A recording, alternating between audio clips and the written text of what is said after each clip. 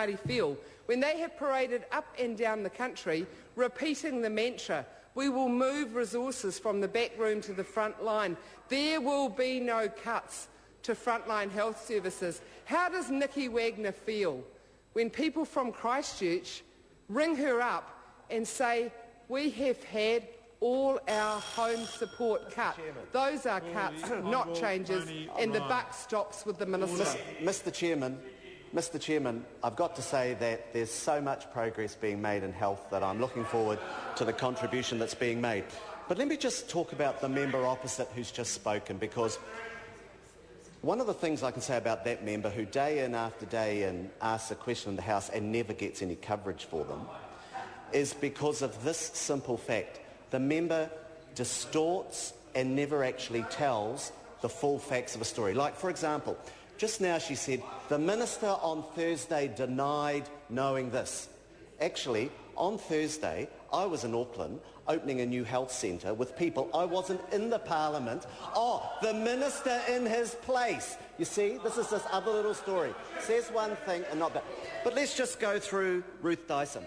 What about this one? Do you remember the press release? Starvation imminent. Now, do you remember this question from a couple of weeks ago?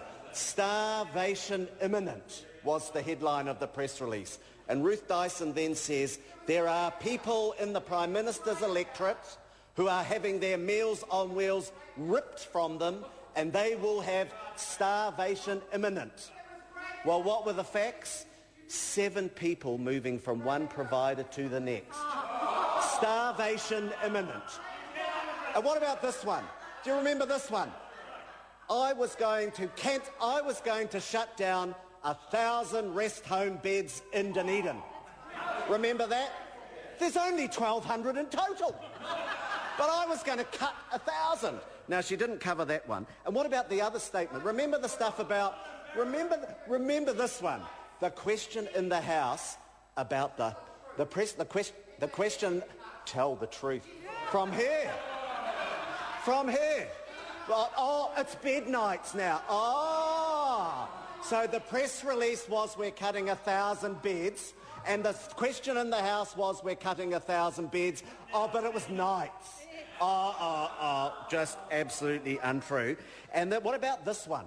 What about the press statement from Ruth Dyson, Waikato Hospital has a freeze on recruitment.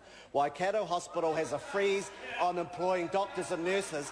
As they were just sending out 46 job offers, Ruth Dyson says there's a freeze on recruitment at Waikato.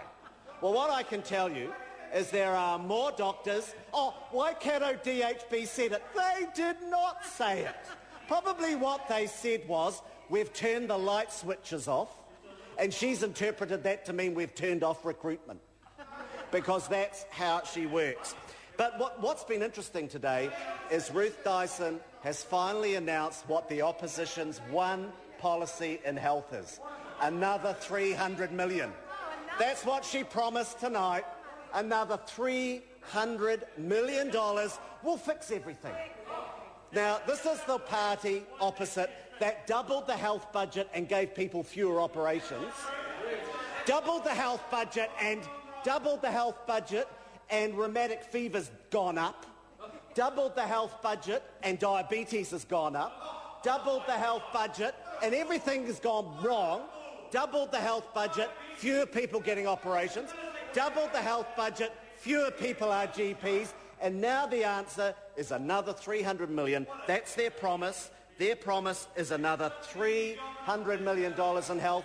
Look, it didn't work in the past and it won't work again. This is a government that's put a significant investment into health, made hard by the fact that under their watch, $17 million was defrauded from the Otago District Health Board, where one of their mates was the chairman of the board. $17 million defrauded. But look, what they did as a result of that is that they allowed the assets of the Otago District Health Board to be so run down that their government refused to put extra money in the Otago District Health Board to fix their hospitals. So what have I done about it?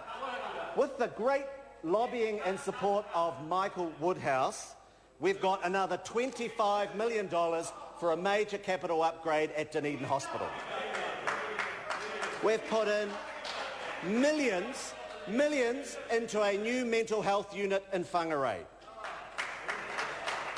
Tens of millions into a new emergency department and 50 extra beds at North Shore Hospital. Another 25 opened last week.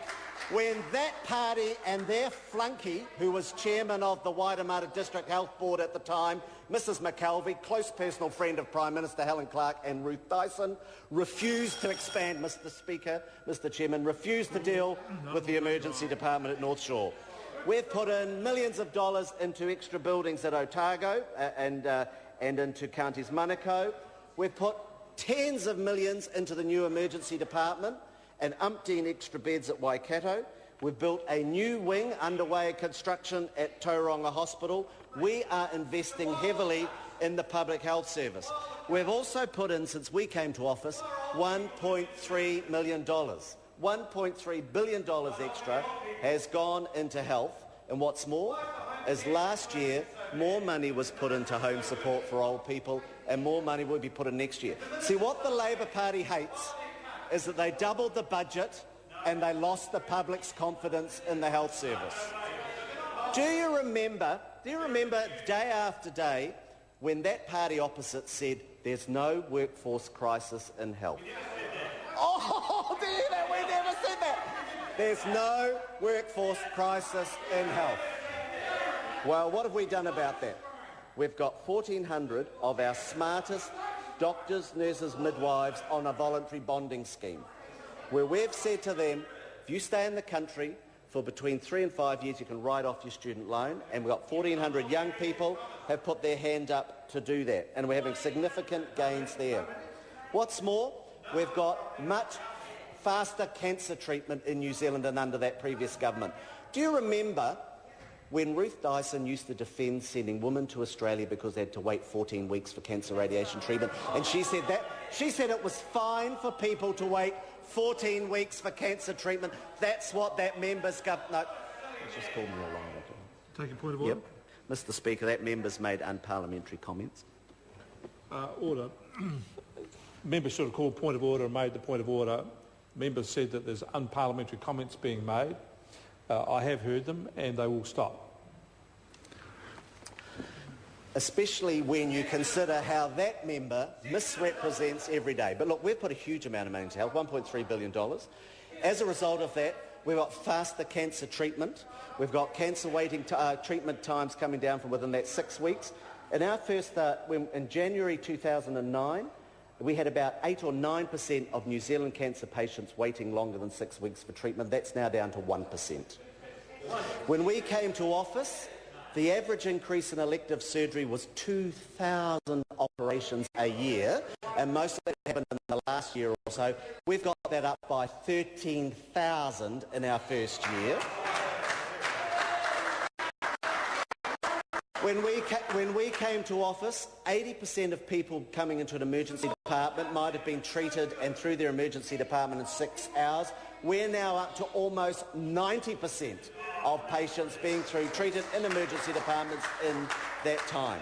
And we've got really significant investments going into health. In mental health, $40 million in mental health services, and DHBs will be allocating an extra $174 million to mental health over the next 4 years. We're going to see $24 million of new spending on a 4-year pilot for the National Bowel Cancer Screening Program. Now, we remember when that party talked about it, announced it, and did nothing for it. Talked about it, announced it, said it would happen by Christmas, and did nothing about it. We've also put a large amount of extra money into medical training. We're going to train an extra 200 medical students over the next few years. We've funded an extra 80 medical student places happening already. We've put a huge investment into medicines, an extra $60 million into Pharmac, with huge numbers of New Zealanders benefiting from that. We've also dealt with the cardiac surgery waiting list.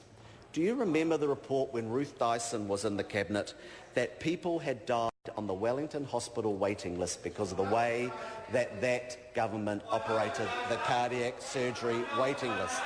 Well, we have put a huge amount of money onto the cardiac waiting lists, that we've got those waiting lists